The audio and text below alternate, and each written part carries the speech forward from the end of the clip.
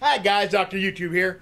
Here's a video on how they're gonna take your guns, guys. I use a firearm to protect my life, that charges would be laid. That's the typical process that goes on in this country.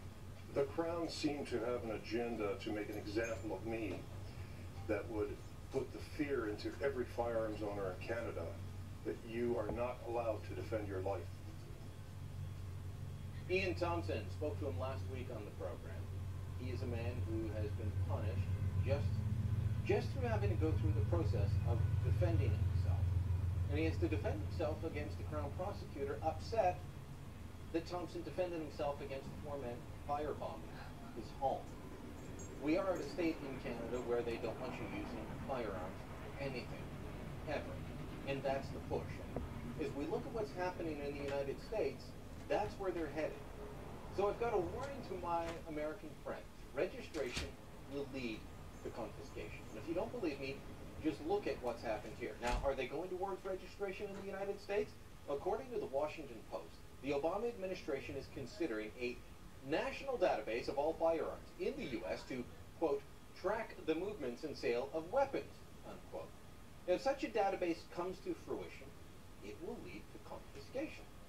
Last year, we ended our national long gun registry here in Canada. It was a national database of every rifle and shotgun in the country that was supposed to help police track the movement and sale of weapons. Now, when it was introduced 20 years ago, critics said, hold on. If we register the firearms, they're going to be confiscated. And that criticism was just dismissed. It was ridiculed. Yet that's what was happening right up until the long gun registry was dismantled. As recently as last winter, law-abiding gun owners who had complied with the registry were having their rifles confiscated. In late 2011, hundreds, if not thousands of people who had legally purchased the Army Jaeger AP-80, a 22 caliber variant of the AK-47, were informed that their rifles had been deemed illegal and must be surrendered. The letter read, "You are required by law to return your firearm registration certificates without delay, either by mail to the address shown in the top left corner of this page or in person to a peace officer or firearms officers. You have 30 days to deliver your firearm to a peace officer, firearms officer, or chief firearms officer, or to otherwise lawfully dispose of them." That was sent out by the Canadian Firearms Centre. The reason for the need to surrender what had been legal firearms was simply cosmetic. The AP-80 looked too similar to the AK-47. There were no interchangeable parts between the two rifles.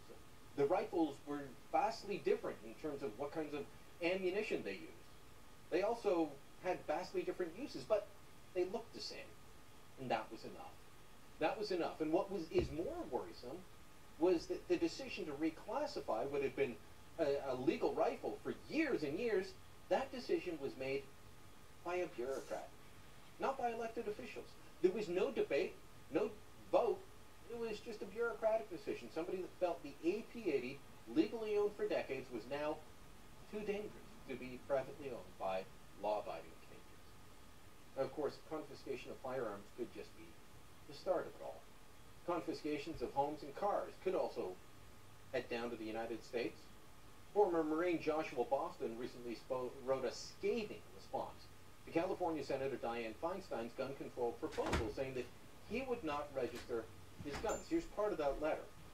He said, "I am the man who fought for my country. I am the man who learned. I am an American. You will not tell me that I must register my semi-automatic AR-15 because of the actions of some evil man." Joshua Boston, Corporal of the United States Marine Corps. Now, if it goes through with that, and the United States goes through with setting up a national registry, it could cost him everything.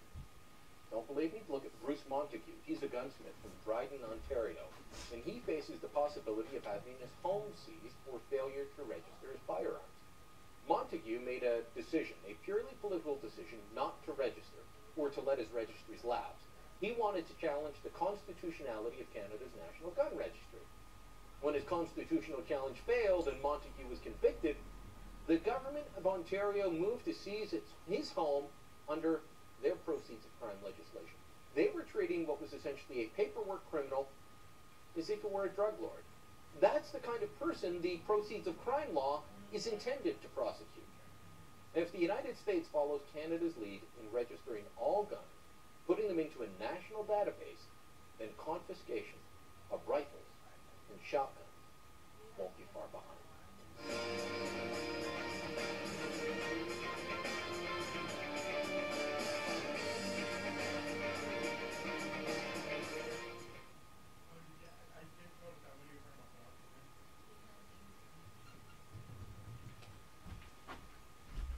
All right, guys, like, subscribe. Thanks, man. Later.